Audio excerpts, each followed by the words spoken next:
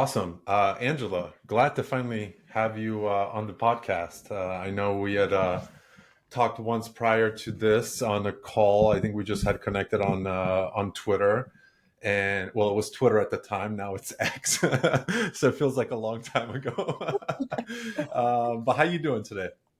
I'm doing well, and I think that intro statement just tells us how we measure time now. Is it pre-pandemic? Is it pre Elon Musk Twitter? Like what is the time frame here? Right? It's crazy. It's crazy. Yeah, you have a lot of stuff going on your end, and I was really pumped when you reached out that you were interested in coming on the podcast. You got a lot of content and media related stuff that you work on. You have your own podcast, so tell me a little bit more about Rootful Media and what you're building over there. It sounds really awesome. Yeah, so I think maybe sometime last year, I think is when I started to realize like, okay, I've gotten really good at, client work, at freelance work, and that's all well and great. But in 2022, I just worked like crazy, and I was just like, this just isn't sustainable. Like, you know, um, yeah, my skills can grow and my client list can grow, but ultimately I'm just one person and I want to build something that is greater than me and that allows me to not work all the time, and still allows me to create work that I'm proud of. And so I really started thinking deeply about diversifying my income streams and diving into leveraging the online audience that I've built to create other things. So I already had Honey and Hustle, which is my podcast, and I had already invested in editors for that. But then towards the end of last year, I also added the newsletter component, and I've since recommitted to posting on YouTube regularly again outside of the podcast. So really, it's just about building my personal, I guess, personal brand, but really an extension of Rootful Media because um, Honey and Hustle is an extension of Rootful Media. Um, and that's kind of the nuts and bolts of what the empire looks like right now. That's um, awesome. That's yeah. awesome. What do you enjoy doing the most? Which one of those things do you enjoy doing the most? And then the second layer to that question is maybe you want to answer this first is what is the meaning behind honey and hustle? Was that how did you come up with that name? Okay, I'll answer that one first. That's always a fun Okay. question. So, Honey and Hustle, I saw this graphic, and I get really inspired by graphic design a lot. I'm a sucker for good design, clean design. And I saw this graphic that was like this big H, and it had hustle on the top and humble on the bottom. And I said, how can I flip that to make it more feminine and more badass? Um, and more representative of like maybe my approach to business, which is something that's a little more relationship based and definitely is not like hustle till you die based. So that's kind of how Honey and Hustle came to be. It was a good alliteration, but also kind of indicative of what we're trying to create there. So. That's awesome. That's really awesome. I'm a sucker for design too, and when I see something that's just very clever and creative, I always go into that same mindset where I'm just like, huh, that was really clever. How do I spin that into something of my own? So that's really refreshing to hear because I don't hear many people. There's always this like crazy reason, like there was this name and this. And it's like no, sometimes it's just the design catches your eye, and you're just Yeah. like, I need that in my life somehow in some similar shape or form. So that's really cool. But how long have you been doing the podcast? And tell me a little bit more about that. Like, who do you talk to? What is the I guess for you, what do you get out of the podcast for yourself? Because I think that's always the most important part. For me, actually, it wasn't the most important part when I started. I started it in March 2020, so it was a pandemic podcast. And I started it really just to like connect with people in my community who are full-time entrepreneurs or creators or creative entrepreneurs, because I was like, I know I want to go full-time one day. These people have already done it. What can I learn from them? And not only what can I learn, but what about people who don't have access to just reach out to these people and talk to them and ask them questions, Like how can I make these conversations accessible?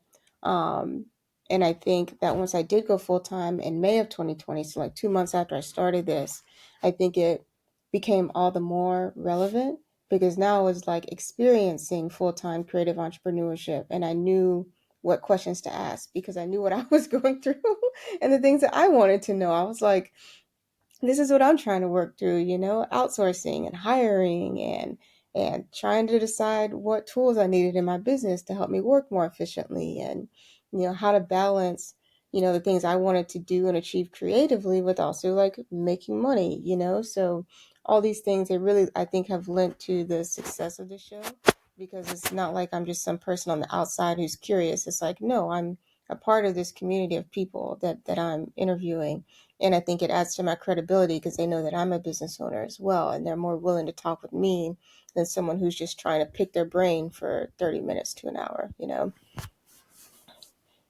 And they probably also feel a sense of like this person may actually put in some of this information into use rather than just collect, and then not do anything with it. So a thought came to mind. It's like you can have all these same questions literally to for the same questions for different people, and you get completely different responses of how they kind of got there and what they're doing. So that's always a really interesting approach, and that's sort of what this when I started this podcast, it was always this. The reason why I named it "What Is My Brain" is because I always just figured that everybody's brain has this sense of like, at least it comes from me. It's like these thoughts sometimes come about, or how you hear things and how you flip them in your head, and it's like my go-to was always like everyone's brain works differently. Like, what is your brain compared to my brain compared to the next person? And it's like it's all different. Like there's so many different extensions and components and different things. So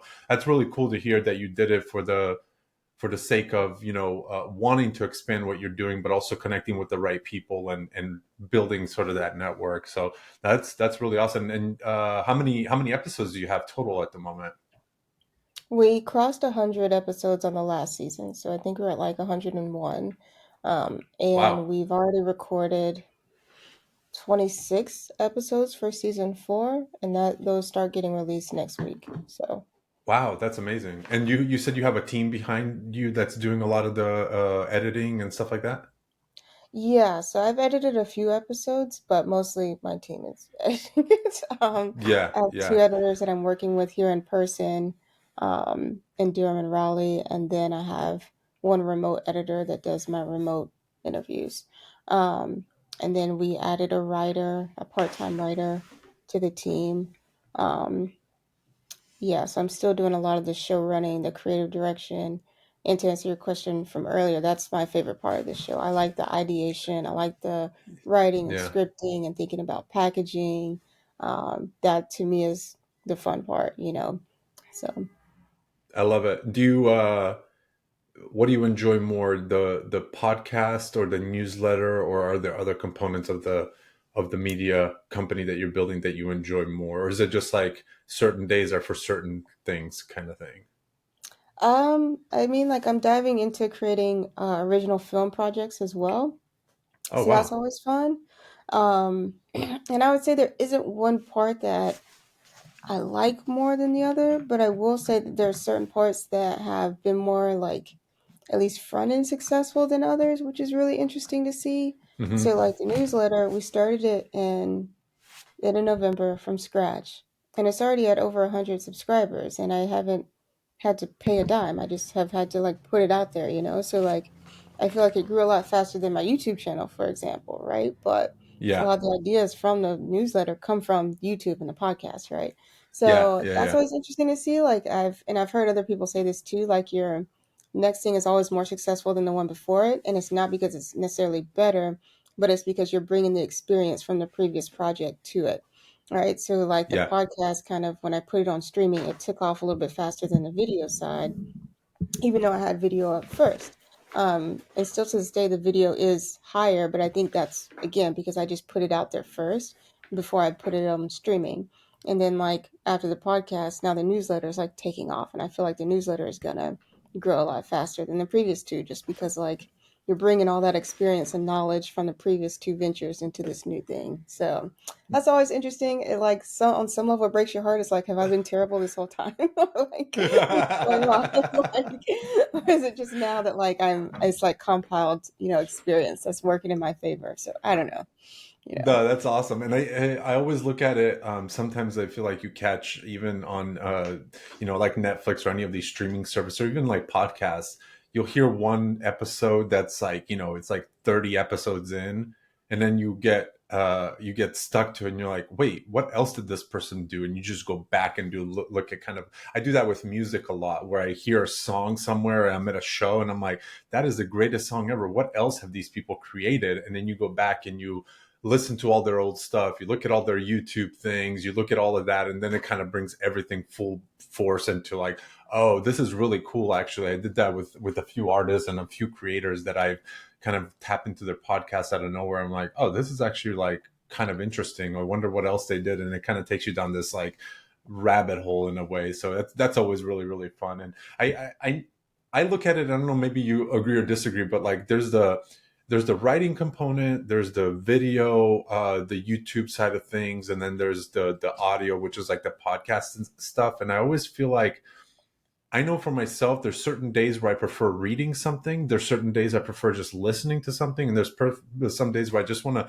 pop open my iPad and go on YouTube and just like watch a video of two people talking. It's really weird. And I feel like nowadays, if you, not saying that the whole thing the reason why we create is to go viral, but it's like if you want to make any kind of impact or you want to touch people, you really do have to be on all platforms as much as possible. I know that's really tough, especially, I mean, you have a little bit more of a team, and I'm sure that there's strategy to get on certain platforms and different things, but I do really feel like you're cutting yourself a little bit short if you're not trying to at least post some stuff across different things. Because I've had stuff on TikTok that went 1,000 2,000 views, and then I see people coming to follow me on Twitter, and then I see the engagement on the podcast go up, and these numbers just start to kind of like fluctuate in different ways. So that's always really really interesting. Like, do you kind of see that with some, I mean, I know the newsletter now is kind of starting to take off a little bit, but like,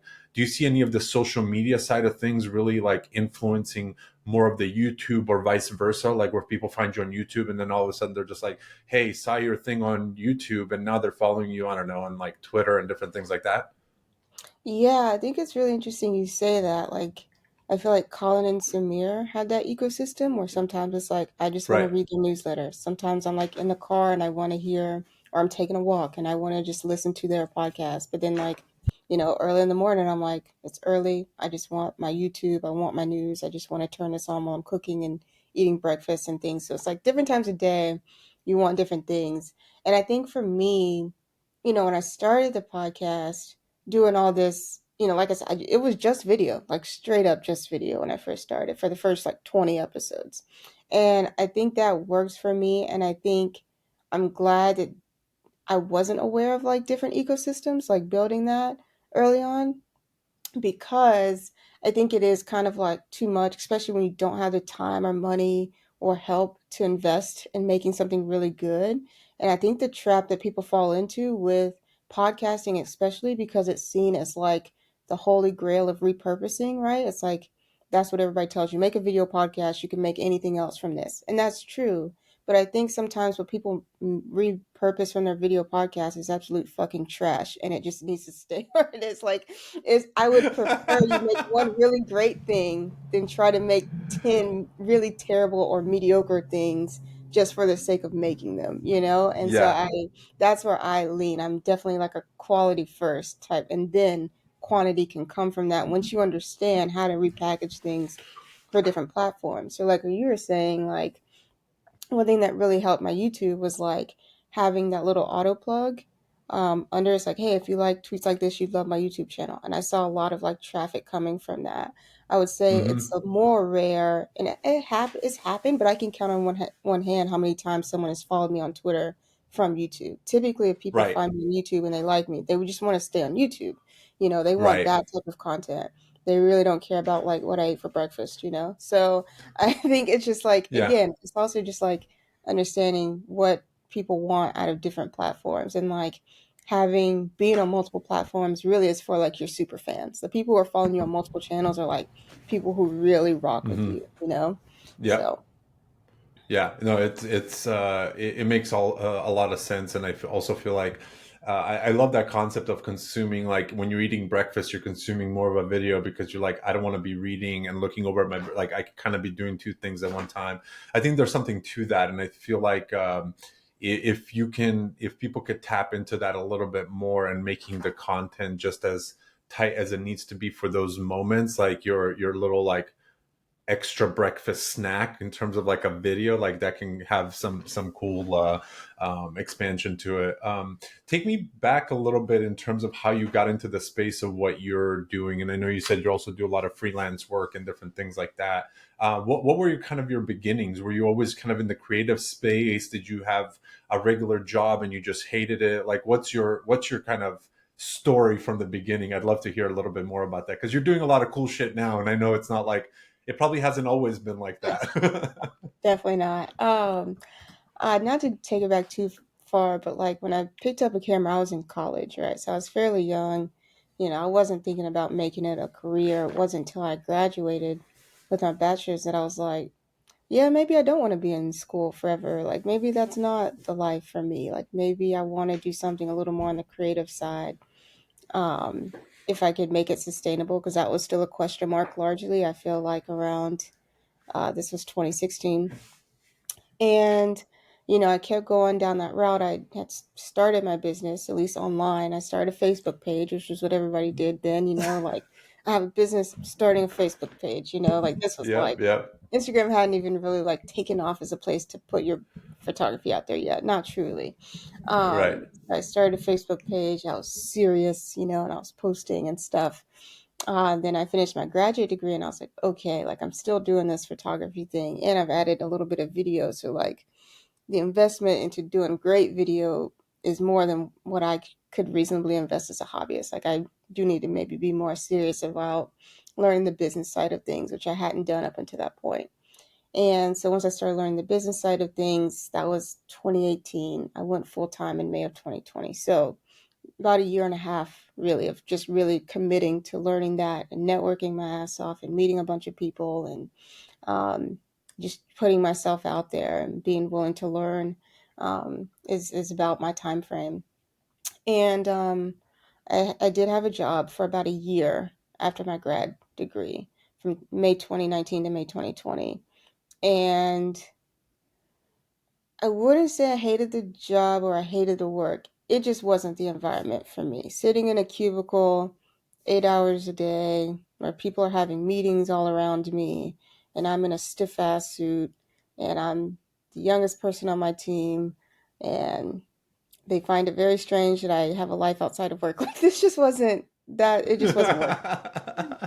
You know, it's like, dude, I'm like, I was like 25, 26. Like I was just like, you got to be kidding me. You want me to give my life to this job? Like that as a concept is just not working out for me very Right, much. right, right. And then too, you know, once the pandemic hit and I was home, it's like, yes, like a slower life this is what I want, right? Like not waking up in the morning, the first thing I do is like, I'm sitting in the car for 30 minutes thinking only about my job. Right, Right. and then I go home, drive another 30 minutes, and I'm still thinking about my job, and maybe I have time to eat or go to a networking event, and then, like, talk to my mom on the phone, go to sleep, and I do it all over again. Like, that just is not the life that I want. Like, or thinking about my vacation days a year in advance because I only have so many. Like, that's just not it, you know? Like, I felt like there was something better for me out there, and I felt like I could take a chance on myself when I did. And I did. I took a little bit of a pay cut, but I had some like savings saved up, and that's how I got full time. And I will say that, you know, the podcast started, you know, very rough. It wasn't anywhere near as polished as it is now, but you know, it was me putting myself out there, you know, and sometimes you just got to be That's willing it. to be terrible in public and grow from there. And I think that's like okay to say and okay to do, but not a lot of people are comfortable. But if I hadn't done that, I wouldn't have YouTube channel videos and podcast Yep. episodes and a newsletter and you know, a body of work that I could show to pitch for original film work. Like I wouldn't have any of those things.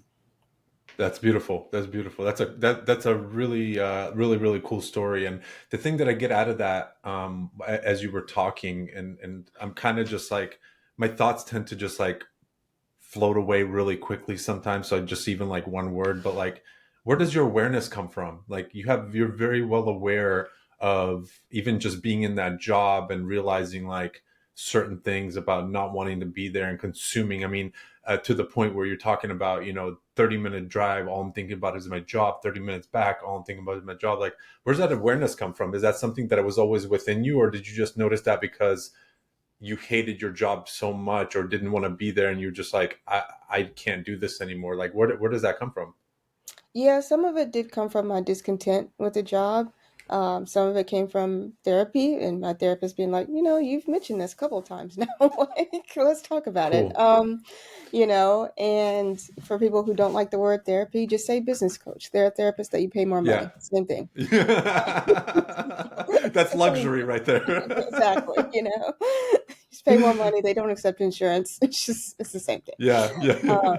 And so, yeah, some of it was that some, and I had been doing some hard thinking, like I said, way before I ever went full time. It was, I think going full time as a creator, making a life from creativity is not something that just happens by accident. It Right. really does require a level of intentionality to do it in a way that allows you to have freedom if that's what you want, which is what I wanted on some level, the freedom to create more and make a life from that, and also freedom from things I didn't want, right? Like a commute to work. Right. So I do think it takes a level of intentionality. And for me, that intentionality was not just, I want to get out of this job, is that I want to have a business, if you will, that actually gives me the things that I do want.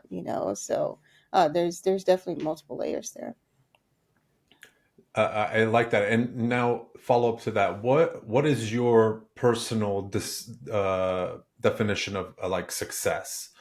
Is success to you monetary, or is success to you more like freedom and time? Oh man. Or is it There's just being mo- able to be creative? Is that just like the baseline is like, if I could be creative, that feels like success and everything else comes after that? I think there's a couple different levels. Um, from a monetary aspect, being able to afford to create in the way that I want and live the life that I want, I think that's a measure of success to me.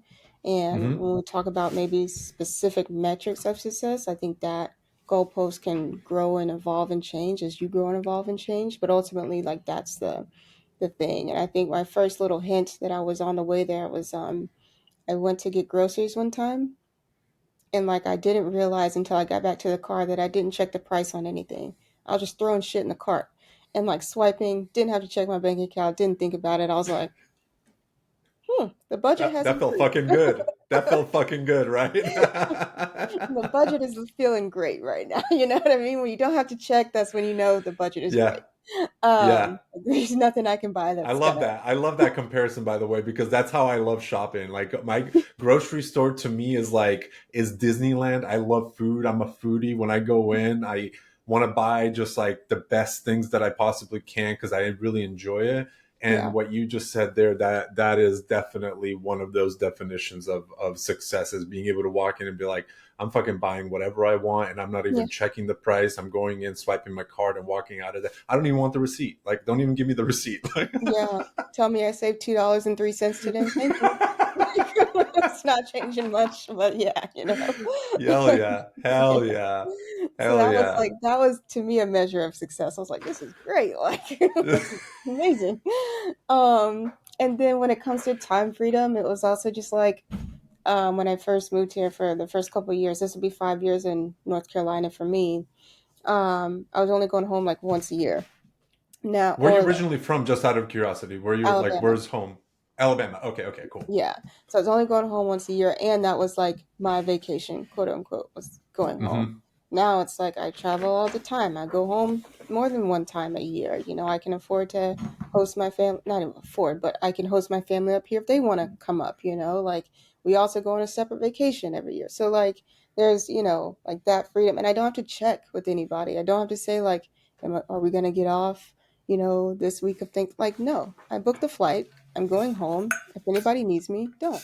Like, that's how that goes, like, and that's a great feeling. Like, I don't have to check with somebody to do basic things like spend time with my family. Like, that's just, a great feeling. And then creatively, I feel like in today's age, it could be said that there's a lot of enviable outcomes, what Justin Welsh calls shiny outcome syndrome, like you want what other people have as a result of their work. I think for me, it's always been very simple, and that's to create things that only I can create. And as Mhm. long as I'm doing that, I think whatever comes from it is great. If I get into Sundance one day, incredible. If I get a movie that goes to theaters, awesome. If I sell a show to Hulu, great. But ultimately, like, I really just want to create something that I can only create, that's special, that's done at the level and the quality and the trueness that it deserves and the fullness that it deserves. And whatever comes from that comes from that. Obviously, I want the most eyeballs on it as possible. Let's not downplay this. I'm not that humble. Right. But but ultimately, like, I'm also just like, there's a part of me that loves that there can be this open-ended situation now, right? Like, as Yeah. there's only so much that I can control. And I do have goals and things that I want to accomplish, but ultimately, like, it all starts from the root, which is that I have the time, the money, the finances, the team to create the things that I love to create. So I love it. I love it. That's really really inspiring to hear because it's not just one definition. It's not just money. It's not just this. It's like a little bit of everything, and just the simple things about even even the grocery store. That to me is stands out as the best piece of it. If I'm being very honest, and yeah. obviously the family stuff. It's like it's a non-negotiable for me to be able to go see my family when I want to go see them and travel and do all those things. So that's really really awesome. How tell me a little bit more about the film stuff. Like, what's your involvement there? Like, what are you doing? Are you doing a lot of the script writing? Are you doing the directing? Like, do you have a team that you're working on? Are you working on any like projects right now that you're trying to submit to certain places? Tell me a little bit more about that. Oh, yes, happy to. So, my first film was a solo film. I directed it, I did all the research for it, I edited it, and I did the marketing and outreach and stuff, which included an indie film screening, which was my first film screening for anything, which is awesome. I almost shit my pants. I was so nervous, but it was great. Um, Congratulations. but it's like I'm glad that I did the first one myself, from like idea to finished product and delivery, because I kind of learned a lot through that process. And looking back on it, there's a thousand things I would do differently. I would use a different camera. I would, yada yada yada. But the reality is, I think it was a great proof of concept of what I could create, and kind of showed me a little bit about my style, I think, and my voice as a creator. And right now, I'm working on a docu-series on water contamination in Eastern North Carolina, and it's in post-production now. I'm working with an editor on that, and I've worked with a camera op, I've worked with an audio guy. So a four-person team, as opposed to, like, a one person team.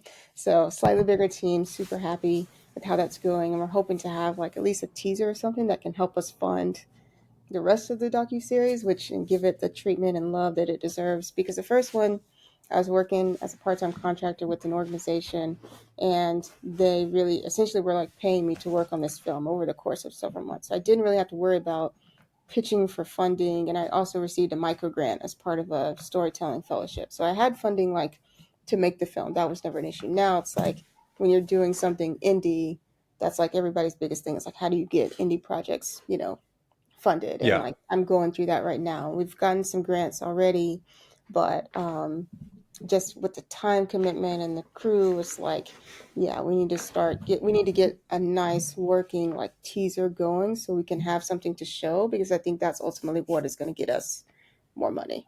I um love it. I'm How does the excited about let me tap into that really quickly. How does funding for a movie truly work? Is it just like an existing network of people that you already know, or is there some sort of I mean, you know, in the startup world, it's like VCs. Like, is there some sort of VC type of structure within that world where, you know, you're not selling to maybe the Hulus and the Netflix, but you're maybe more in the, you know, like you said, the indie stuff where it gets like on a YouTube paid YouTube channel or something like that. Yeah, so I would say, like, from my understanding and experience, there's about three ways you can go about getting an indie film or indie project funded. One is crowdfunding. That's probably Okay. the fastest, but again, depends on you having an audience of people who can raise a substantial amount of money in 30 to 90 days, essentially. Um, and that is, I would say, for creators who already have big audiences, like your Danny Gevirts, people like that, that could, big YouTubers, that could probably work extremely well to get something off the ground at a bare minimum. And he also had the support of like Matty Hapoya, who executive produced it. So he probably put a sizable chunk of money into seeing that film get created. That's one way. I would say that's probably maybe like 10% of people would be successful, like truly successful crowdfunding doing that. Um, the way that you mentioned, like the VC way. So there are people who invest in films, and those typically they get an ROI by that film being sold. So, for example, a friend of mine, he got an investor, some Norwegian guy, and he ended up selling and licensing his film to Red Bull for like 3 years. So he was able to pay his Okay. investor back. So those are those type of situations. So those you kind of do have to go in mind with, like, this is something that I could sell to a potential company. The third one, which is what I'm doing and what I imagine most people do, is grant funding. So grant Okay. writing is a lot slower, and film pitching. So there are organizations where you can pitch films to, which is again almost VC like, but it does start with more of an application process versus like a one to one. Like it's much harder to get in. Like unless you just know an exec at Hulu, for example, then yes, by all means, ask them for Right. money. Right. Right. Right. But like if not, and you're like everybody else, you probably have to go through a network or an organization that has film competitions, or a film festival that has pitch competitions where you can get in front of, the A24s and the production team behind the A24s and stuff like that. So that's what we're in the process of doing now. We've gotten 2 grants so far, and we're submitting for some pitch competitions and some grants as well this year. So, but I think ultimately, from Beautiful. what I've heard from people who've been successful, is like you need some kind of working teaser to have proof of Yeah. concept. Yeah, yeah, yeah. That's amazing. That's amazing. I'd actually be very interested. I just wrote down some thoughts. Like, I'd be very interested to see how, if you guys got it done and got the full, full movie completed, to simply, I don't know, somehow reach out to the team at X and see if like you can have some sort of feature on there so that like people can watch it literally, because Elon's all about putting long form video on there now and Yeah. using that sort of concept to see like how that would work out, because I feel like there would be some sort of, especially if it's, you know, something that they would enjoy as well, that it's a good movie and all these other things. Like I would definitely like explore that if that's an option for you guys to see, if just like posting it up there and having some sort of, you know, I don't know, some sort of way of getting it out, getting the views, getting some maybe money out of like the revenue share that they're doing a lot now and things like that. So that was just one thought that came to mind, because it is still pretty, the platform in terms of the video side is still pretty fresh, and I feel like there's still a lot of opportunity for people to maximize on that. Yeah. One thing I'll say about that, just as like a slight pushback. So, and not like this is a bad idea, but just in like, Yeah. I know that if you're asking, there's other people have asking, and I've also had this thought too of just like, when people say, well, what's your film distribution plan? It's like, well, put it up on social. And it's like, okay, there's some caveats there, right? So, Hmm. I would social, imagine there would be, yeah. yeah. So when I think of like, how do we get the eyes, not just the most eyes on the film, but like the right eyes on the film, Hmm. a lot of that does come back to like how are we targeting certain populations, right? So for especially for docu-film work, something that's not a YouTube, not a podcast, right? So something that's very specific, just like any other film or movie. It is like indie film screenings, number one, are always going to be like one of your best bets. Whether that's a film festival circuit or an actual like in-person film screening that you set up. because you can, control the organizations that you work with to partner on it and promote it.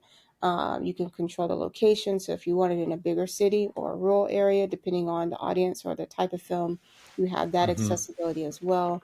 Or student films, like if you want to do it on a campus, like reach that audience of people, like that's more of an option. And when you're doing independent films, the if you're especially if you're trying to do them in a way that people will pay to see, and the reason why film festivals require that you submit things that haven't been seen is because it feels more exclusive if nobody's seen it yet. Yeah. So if I were to Yep. put this whole film on Twitter and then try to submit it to a film festival, they would not see the reason to put it in front of their audience because anybody can go online, right? Like it Right. cheapens the experience of going to see exclusive work, getting a peek at indie films that nobody else has seen yet, and like, again, people are paying hundreds of dollars for tickets at film festivals, right? Like they're not Right. going to pay for Right. something they can see for free on the internet. So typically, like if you look at, I think it's can't remember if it's like Yes Theory, but one of those big YouTuber collective channels like that, where they did a film and they put it through a film festival circuit and then they put it on YouTube. And the reason they did that too, that helped them be so successful on the YouTube release, was because like it had gotten a lot of chatter about how good it was at the film Hmm. festival. So it's almost like Yeah. Yeah. these indirect testimonials that maybe you like, let's say if you're watching a big film and you're seeing like all these film critics that have already put out quotes and Hmm. reviews on it. That's kind of what film festivals are for indie films. It's like you can get, this feedback already that like drives up hype for the Yeah. movie before it's put out into mainstream. So Yeah. again, like people always talk about like proof of concept and like, testimonials being really big driving forces for people's like inclination to pay for something or watch something, whatever it is. That's kind of just the same thing here. It's like social media, and I would put YouTube in this, but not that YouTube is necessarily social, but like YouTube, Twitter, even Facebook, YouTube, Hmm. Instagram, maybe Threads, maybe, I don't know. Like those are easy ways to get it in front of eyeballs, but not maybe the most lucrative eyeballs. Right, right. Yeah. That makes sense. I was also just kind of came to mind like the whole concept of having it up there and for it to be like free. Like you can even potentially test like a 7 day thing where you put it up there. Don't let anyone download the video because you can kind of restrict that now, and then just put it up there for like 3 to 5 to 7 days. See what the response is, collect some of that data, and then all of a sudden just take it down and then go out and maybe use that as like a little bit of a, because people will comment on it. You can, like you said, you can kind of use that as like maybe a little bit of vanity metrics, but just to be like, hey, look, this is how many views we got a lot of people commenting on it and all these other things, like, and just kind of maybe, I don't know, something along the lines. It's actually kind of, from a marketing perspective, that could be really really fun to test different waters of what can work Yeah. and what doesn't. And yeah, that's really really awesome. And that's when do you guys plan on sort of having that, roll out slowly, or have the teaser and all that stuff done? Yeah, so we're hoping to have something by the end of February for sure. Oh wow. And I think too, just to your point in terms of like testing, like I think you were the one that posted that like you were gonna test dropping a whole podcast season at once. Yeah. And Yep. and I think that's a really interesting concept because like Netflix does it all the time. They'll just drop a whole season, right? So it's Yeah. just like, I was like, I thought about that too because I have so many episodes recorded. I was like, what if I just dropped them all? Like, Yep. how would that work? Would YouTube hate me? Like, what would happen? Yeah. Right? Like, Right. and then the opposite too is like, when we think about marketing experiments, I also think about packaging and how that kind of tends to be a lost art, especially if you're coming from like the freelance world, like we kind of are, Mm-hmm. like where you're just making probably one video or one short film or whatever it is for a client. You're not necessarily thinking about a rollout. And I Mm-hmm. think that's something I'm thinking about now, like as I've been doing for the podcast and I'm thinking about this show, it's like, okay, even if we do a teaser per each episode in the docu-series, right?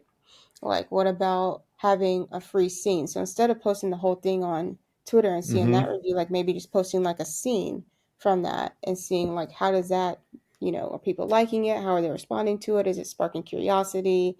Or, like what's happening? A good Yeah. cliffhanger on the in the show. Yeah, Yeah, so, yeah. like, That'd kinda be seeing, sick. like, how does that work, you know what I mean? Like, so not just a teaser of, like, this is what it's all about, but just, like, one little scene that's just, like, this is a taste of what this is about. Do you like it? Are people like wanting to watch more? Do they care about this? What are some of the things they're saying? Um, and then I've also seen people do just like director's cuts um, Hmm. of them. Like, so I think there was one, it wasn't Origin. It was another movie that Ava DuVernay worked on with Oprah. And before the movie, she put out like just like a little cut, like a director's cut of her working with Oprah, like as an actor, and showing that like director actor relationship. And I'm like, okay, like what are some other elements that we can tease out here? Yeah. And then the fourth thing too, I guess I'm just giving away all my gems, but like that's what this is my mind. So like I'm also thinking like the podcast space, there's this podcast called the Micro Budget Film Podcast, I think. So it's looking at how to, showing people how to create films on like a micro budget. A micro budget can be anything under 5 million. Um, Right. so fairly wide range here. It can be anything from like, something you just do for free to like 10,000 to like 1 million, anything. And it was like a intentionally a limited series podcast. But there's also this concept of like, what if we did, if maybe, especially if you're a smaller creator and maybe you're not going to get, the type of press run that a bigger film would get, like do your own press run via podcast. And like, Yep. it's, you know, different interviews or just conversations with like the actors, the crew, the director, the producers, maybe even some of the people that help fund it, like the organizations, what Hmm. they're most excited about, like, creating your own press run through a podcast. And then, of course, repurposing that strategically to see, what's resonating with people, what do they kind of want to see? How do they want to see the film? Are they excited to see it at an upcoming film festival? That sort of thing. Like, I think, I love that. in terms of just thinking about how we market things, I think we have the space to be innovative now when it comes to films and Absolutely. TV. Absolutely. I think a mixture between, if you don't get enough of the funding that you actually need, a mixture between like a good podcast tour of, setting up 10 to 20 to 30 podcast episodes that you can get on different people's podcasts, specifically, talking about the movie. And it might not even have to be like an hour long podcast. It could be a 15-20 minute conversation, just simply like taking clips from that, putting it all together, maybe sharing different information across different podcasts. And so that way, when you like put it all together, you can kind of have this, compilation type of thing. So yeah, there's a lot Hmm. of different creative ways of approaching that. And I feel like that might spark some of that interest for people to be like, okay, what the hell is this about? Now I really need to, because it's always the hardest thing, but I always put myself like when I get sparked by something and it sparks my curiosity, I always kind of go in the opposite direction. I was like, what can I do to do that same thing to myself? And that's always the hardest thing to do, right? It's like Yeah. you don't know till you actually get hit with something. You're like, oh wow, that was really clever. Like why? What got me there? And you kind of have to roll that back a little bit. So that's always really interesting. I think podcasts for me, in all honesty, now, especially with like video going on Spotify and different things like that, there's a lot of potential there that still I think is untapped. And I know I asked you earlier how many episodes, and you said like over 100, and you have like 20 something like sitting in the in kind of in the chamber at the moment.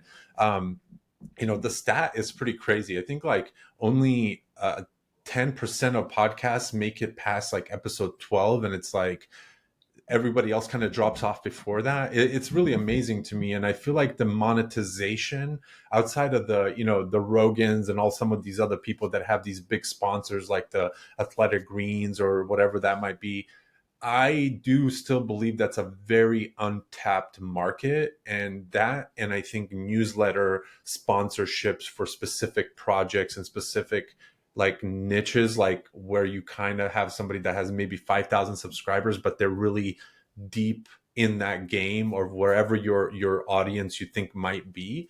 I think there's a lot of opportunity there to kind of find those little gems and be able to say, hey, let's put in like 2 grand into marketing through a newsletter for the next five cycles and see what that does for. And if that doesn't work, let's try podcasts, let's try this. And yeah, some of it might cost money, but then maybe next time you do it, exactly where to spend it, and it becomes a little bit more targeted in that way too. So there's just, my mind goes all over the place when I think about this, because I really the music side of the game for me, it's like I listen to people like Russ and whatever, and it's just like you hear him dropping like a song a week, song a day, like trying different things. That didn't work. Then he went back and took his album and chopped it up and then put it out as a separate album, and that ended up working. Like, so you really never know what people are gonna like attach themselves to, and you just kind of have to chop things up five different ways and see what actually works.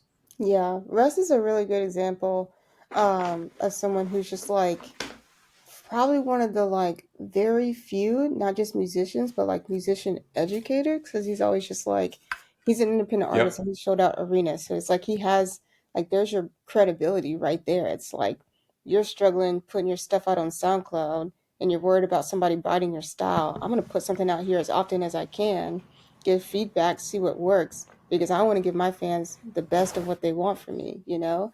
And I think exactly. that, you know, like you see people taking that like just throw it at the wall and see what sticks approach. Someone else, Andrew Schultz, does that really well too. Yeah, yeah, Right? yeah, Like yeah, someone yeah, who just like was not afraid to just like, yeah, I'm gonna put all my jokes on the internet. I don't give a fuck. Like, you know, just yeah. see what works. Exactly, And it has exactly. worked for him very well. So Yeah, yeah. yeah, and I think back to the Russ point, I really love the part that he is independent. He's just, you know, doing everything himself, in terms of like the legwork, and you know, I mean, obviously as a team, but just like that portion of it, and then also going out of his way to say like, fuck the labels, they're fucking you over. Here's what you need to know, and he's showing his receipts. You know, he's going through his like things and showing how much money he's making off each song and the streaming, like the stuff that I feel like 10, 15 years ago that we all wanted to know, like the Lil Waynes of the world, and like how much money are these people making? This is crazy. They're all wearing a bunch of jewelry and they're driving these cars. Like nobody showed that kind of like transparency. And I feel like that took things to a different level where now it's like you can't really hide anymore. It's like you're either showing that kind of stuff or you're not. It's like building in public, but this is like music in public almost. You know what I Yeah. mean? Like it's pretty crazy. Yeah. Speaking of that, like I was actually just listening to a podcast episode from Greg Eisenberg where he was Oh yeah, okay. interviewing Dickie Bush and Nicholas Cole from Ship 30 for 30. And they're basically like, let's talk about how to create a $10 million business. And then I think at some point, I can't remember if it was Dickie or Nicholas, but they were just like, I would talk about this on your podcast, but I won't talk about this on Twitter because people get upset. Like when you start talking about like building a certain level of income, people who are like not yet at that income get really upset on Twitter or on LinkedIn. And there's like they've said like they've tried to do it previously, like they like will share their income, I guess, and people have gotten like really upset. And I just want to know like what you think about that concept of like sharing your income publicly and like is it worth is do you think it's more helpful than it is harmful or like off-putting, you know? I so for and I'm going to speak for myself, and I think people. I'm going to go on just to say people are allowed to do whatever they want, whatever feels right to them in that moment. I think for me, um, money is not. I wouldn't put money at the top of like the success pedestal, and the reason why I say that is because I think there's a lot of shady ways to make money, but that doesn't make your journey a good one. I think the true success of it is the struggles and the learning process, just the same way you said about like the cameras you used the first time you made a film and all these other things. To me, that is a lot more important and a lot more there's a lot more depth to that than me taking a screenshot of my Stripe account and saying, look, a client just paid me $10,000. Okay, but like that's great, but what is that interaction with that client like? Did that end good? Did it end well? Did they spend now 20,000, 30,000 the next month? Did they do this? That's the information that I feel like I feed off of to be like, oh, that's the meat of the whole thing. The money is just kind of more of a flex, and that flex to me, I've never been a money person from that perspective to be like, hey, check out like how much like I think people use that now, and I think it's, if I'm being very honest, and I might be a little bit off here, I think that's kind of fading away in the Twitter space a little bit more. I don't see it as often as I did even like a year ago or a year and a half ago, where people are posting their like Stripe things or whatever else it is. I think in the startup space, it's still a little bit happening, but that's also like a different type of business. But I think there's this more of a journey based feel rather than it is a hey, you can make $10,000 by doing these three simple things. I think a lot of people have become immune to that bullshit at this point. They're just like, you know what, it's not three steps to make $10,000. Like, let's be fucking real. Like, it's Yeah. never going to be three things you're going to have to check off the list and then $10,000 shows up in your bank account. Like, that's just not going to happen. Like, I don't care what kind of woo woo shit you're doing, it's not going to happen. You know what I mean? Like, and I think a lot of people, even when Twitter was kind of popping off with like threads and all these other things, and people are like, let me show you, in 5 seconds how to make $1 million. And it's just like, I'm like, report, fuck you. Like, I don't even, I'm not going to read this. Like, get the fuck out of here. You know what I mean? So to me, like, I never fell for that bullshit because I think that's just a way for people to bring in that's it's like I've posted this a bunch of times, and it's like if you think that there's a get rich quick scheme out there, you're the fucking idiot. Like at the end of the day, like that's my thing. It's like no matter what you do, you have to have a level of value, you have to have a level of trust, you have to have a level of honesty, you have to have a level of knowledge and things that you can bring to the table to say, hey, this is what I bring to the table and this is like what you're going to get out of it, instead of me giving you a simple like template that's going to make you $10,000 tomorrow. It just doesn't work like that. That's not the world we live in. I wish we did, because then we'd all be fucking millionaires and, sitting on a bunch of money, but it's just really not the deal. And so I never, for myself, I never cared about posting that kind of shit. I never cared about boasting about how much money, like I ran $1 million agency. Like I never once took a screenshot of our Stripe account. Like I don't care.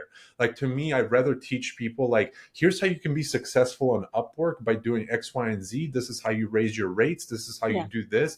And you take that and you work it however it works for you, but at least you have the ingredient. It's like when you're cooking something, people could be like, hey, how did you make that chicken yesterday that you were eating? Well, here are the ingredients. I can kind of tell you what I did, but like I don't have measurements. It's just like a feel. Like you take some salt, you throw it on there, you throw this, you batter it, you do whatever you need to do, and that's it. You might want a little bit more butter. I might want a little bit less butter. Like that's just all up to the person. And I think that's really the stuff that I get pulled into. That's the content that really feeds me, is the real shit that people say, man, I lost 5 million before I made 10. And this is how I lost the five instead of showing you how I made the 10. That's where I get fed. I'm like, yes, this is the shit I like reading.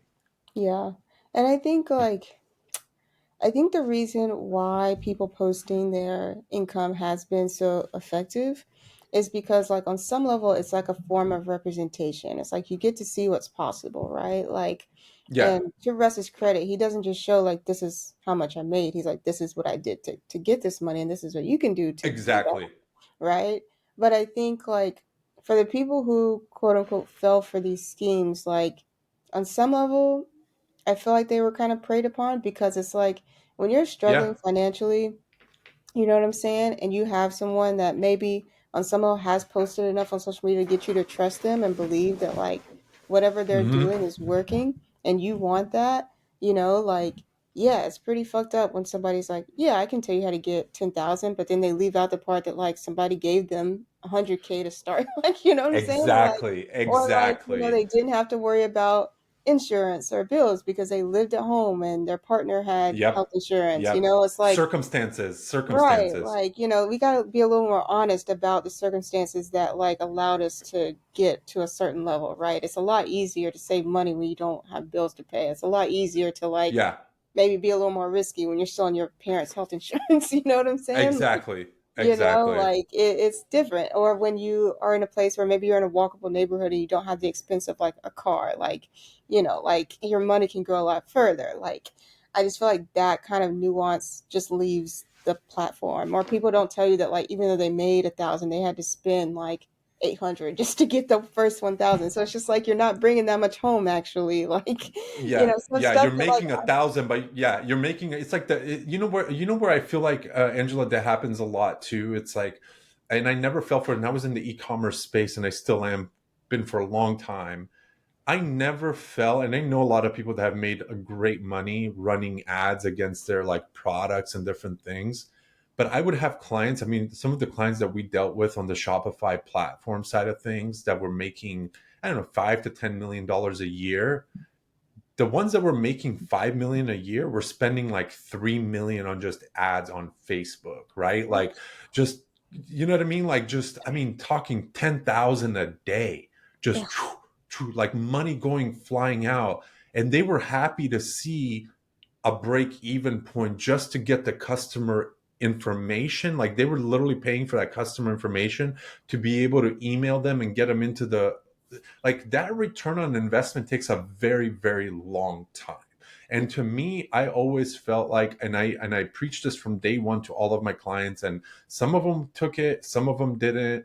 And it's always like, become the hub of information, drive with content. If you add the layer of driving like Facebook ads or Instagram ads or whatever else it is, and driving a little bit of that business, that's cool. But the minute that you start depending on that, and that becomes your end all be all, the minute that you have to turn that off because that audience is not working anymore, you have nothing left here, and you're just going to be dead in the water. You're going to be in credit card debt. Your product, you're going to have a bunch of inventory sitting in your warehouse. Like, and I've seen it happen with my own two eyes. Like, clients went from paying us $10,000 to $15,000 a month to being like, we're broke, we have no more money, we can't pay our invoice. And I'm like, what are you talking about? I just see like $2 million came in this year. Be like, yeah, but look at our expenses, they were like 2.5 million. I'm like, what the and they had no foundational baseline to hold them, to give them some credibility, some authority. So people get caught up by this, like what you said earlier, like the shiny object syndrome. They got the flashing money signs that Facebook is constantly throwing at you. They like saw that it's like walking into Vegas and you're just like, flashing lights everywhere. Wow, this is amazing. But yeah, those people are just going to be there to take your money. You're going to walk into a casino and 99% of the time you're going to lose money, and you're still going in there. That's what I feel like Facebook ads at one point was. And it is for some people who don't do it right. And again, there's always the other side. There's people who gamble in Vegas and they win a bunch of money and whatever else it is. And that's always going to be the case. But I just always told my clients, stand on what you know, which is content. Go drive that, be organic as possible. If you have to trickle in some paid stuff, and if you have to throw in a few things, that's fine, there's nothing wrong with that. But don't let that be your like end all be all, because you're just going to be dead in the water. yeah. I also want to go back to what you said about um, like really niche like podcast and like podcast newsletters being a really good space for like advertisers. But I also think like for let's say like smaller creators like ourselves who maybe want to push like one thing, like if we have Mm-hmm. a course launch or we have a new product Yeah. launch, or if we have a new season, like that also being relatively affordable for us and probably a better return than like Facebook ads. You know what I'm saying? Exactly. And like that's Exactly. something we're experimenting with this season because I'm like, hold on, this is like affordable. I could get in front of like a couple hundred people, a couple thousand people for like, Mm-hmm. $1,000 ad budget like this. Hell yeah, you know what I'm saying? And I can Yeah. spread it around Yeah. like for different audiences, and like this works. So like, yeah, I think like also people like, especially creators, like they may not think that way because they're like, oh, this is my competition. Like, why would I pay another podcaster to advertise? And it's like, why not? Like if they have the audience that Right. you want, like, Right. and it's easy to Exactly. get, and like they're going to do a great job, right? Because they have a good, maybe you can develop a closer relationship with them than you can like, and I hate to say it, like Justin Welsh, who's like huge, who has hundreds of thousands of people following him and like has brand deals sold out for like 3 months. It's like, I mean, like, are you really going to have a personal relationship with him? Not really, like this is a Yeah. transaction.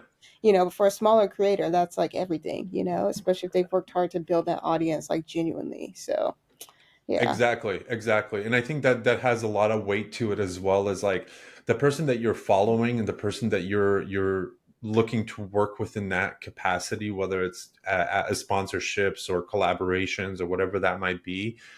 I think it comes down to what what what sort of responses are they getting to their content, or what drives you towards them.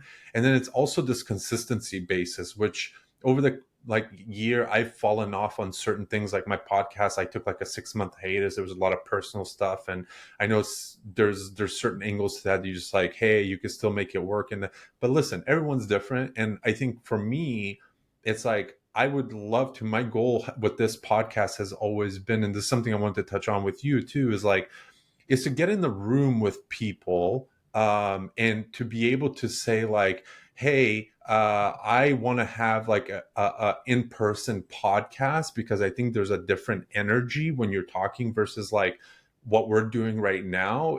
This is great and this works magnificently, but there's also this different approach to when you get in the room and you see that person, you're like, hey, that podcast is probably worth advertising on, even if it doesn't have this huge following or whatever else it is. But this person is making that effort to go meet with people, be in the same room. They're posting all the time. They're putting in the work. Yeah. In any case, like that to me is what I would invest my money into versus somebody that's just like, I don't know, just bullshitting, kind of like, here's the 3 ways of marketing your next product, blah, blah, blah. And then giving you like a 10-minute skit on that. And it's all scripted and all this other stuff. Like, to me, that doesn't jive with me. With some people, it might, but I'd rather be like, hey, Angela, like, let's do the next podcast in person. Like, how do we make this happen? Do I Yeah. come over there? Do you come over here? Do we find a middle ground? Do we do this? Like, Yeah. let's really bring these two things together, because I guarantee you the conversation, the spark, the hangout like would be very, very different, and that energy would transfer to whoever's watching it or listening to it in the long run as well. And I think like when I think about what I'm doing right now with everything, with my courses, with this, with that, it's like always trying to build a little bit more of that community, Yeah. always bringing in a little bit more of that human aspect, even if it's a smaller group of people, even if it's 1,000 people. But the fact that it goes deep, and you can almost touch like 999 of those people every single time, that to me is more value than having two, three, 500,000 followers. Like, I could give two shits about I just need to like clip this part of the podcast and like send it to all the people I'm trying to pitch to sponsor the podcast. Like, you know what I mean? that. Because like that was also like something we bet on. But like, yes, I'm gonna do remote interviews for season three and season four and we've already recorded some, but it's just like an in-person show costs more to produce, right? Just because Mm-hmm. the sheer Mm-hmm. level of equipment and like coordinating and time that's involved, right? Yep. And like this is also like again, like when I went to a podcast festival, I recorded one in person because it's like how hard is it to get two people who don't live in the same city to get in the same Mm-hmm. room and record something? Like that is actually very hard. It's hard even when we live in the same city. So it's just like I feel like that should have a premium on it. And I can definitely tell like the rapport is just different, right? Like we can have Yep. a little bit of banter before we hit record. But ultimately, like once we're done, maybe we talk a little bit more. But it's just different, I can't offer you a bottle of water. I can't see how you're doing today. It's very Right. easy to put on like That this, human I'm touch. sweating like That human crazy. touch. Like nobody knows. Like, like you Yeah. can't see Yeah. that. Yeah. Yeah. Like stuff No. like that in person stuff, it's just different. It's intangible. And I, again, like you said, I do think there's been episodes where I think our best feedback has always come from episodes that we've done in person. Like that energy, that connection does, I think, come through the screen and come through the conversation a little bit more. So I don't know, just my Yeah. 2 cents. It definitely does. It definitely does. Yeah. So what else you got in the cooker other than the film and some of the podcast episodes and different things? Like, what else are you cooking up? We have some YouTube videos. I say I'm trying something a little bit different. Doing some Mm-hmm. founder profiles, like some creative entrepreneur founder profiles, like things that I haven't seen yet. Um, so those will be some solo videos that we do and publish in addition to the video podcast. But straight up, that's all I have capacity for right now outside of client Yeah. work. Yeah. Like, That's awesome. yeah. Do you have a little podcast studio where if you do in person stuff, do you have it like a place you rent out over there by your house or something? Oh, that's cool. Yeah, so we've been using co-working spaces like there really aren't a lot of podcast studios that aren't audio, like they aren't meant for audio only, you know, like the rooms straight up just aren't big enough for me to even bring in one tripod and a camera, let alone two or three and an extra person. Right. So right now we've been using co-working spaces and that's worked out decently well. I mean, again, the end goal at some point I would love to have my own space. So if you're like, Hmm. hey, I got some airplane miles, I'm trying to come to Durham, I'd be like, Yeah. dude, come through, come to the studio, like I got you, you Hell know? yeah. So like we want to Yeah. have that kind of boutique experience for our guests at some point, but you know, time That's will awesome. come. Yeah. That's awesome. That's awesome. Yeah, that would be great. And that's something that and when I was I'm still in the process of like reworking this like space that I'm in right now, because I was like in the other room, and I kind of wanted to change out of it, and I wanted to create more of like a studio type of space in here. And like even the desk that this is all like sitting on is like a workbench that goes in a garage that like folds into the wall so that I can have more space, and like getting like a little couch in here and like different things like that. So I'm still kind of in the process of doing that, but the vision has always been like cool lighting, a very relaxed type of place where I can have two microphones, bring people in, make it seem like that cozy thing that it is, not try to like make a small room look big, but more so be like, yeah, this is just where it happens. Like it's my house, it's my garage, it's my whatever, and this is where it all happens. And I think that's where a lot of it is. But no, this has been really really awesome, Angela, and I really appreciate you jumping on and chatting about all this. I love all the things you have going on. Um, and I do want to say before we jump off is, whenever you have that teaser and the film and all that stuff like ready, let me know in any way I can help, through my newsletter, through social media, whatever way I can help out with. Like, please let me know, and I would love to like amplify in any way that I possibly can. I really appreciate that. That means a lot, really. Yeah, absolutely. If I can support in any way. I know nowadays it's everything's getting more saturated. There's more people. There's this. There's that. People's attention span. So it's like the more cycles we can get it through, and hopefully, even if it's just one additional person that comes in and be like, that shit was cool, or hey, I want to like help sponsor that in some way or something. Like, please let me know, and I'd be happy to help out in any way that I can. Yeah, I appreciate that. Thank you. Yeah. And then last but not least, tell people where to follow you, where to look out for your podcast, your YouTube, all the fucking awesome things you're doing. The easiest way is probably just to go to my website. It's angelahollowell.com. Yes, I have a very long name, but I'm sure he will spell it. Z will spell it for you in Yeah, the description. So, yeah. yeah. But it's just my name, angelahollowell.com. That has access to all the things I'm working on. So, Beautiful, beautiful. Angela, thank you. Have a wonderful day, and I'm excited for this episode to come out. yes, thank you. Thank you.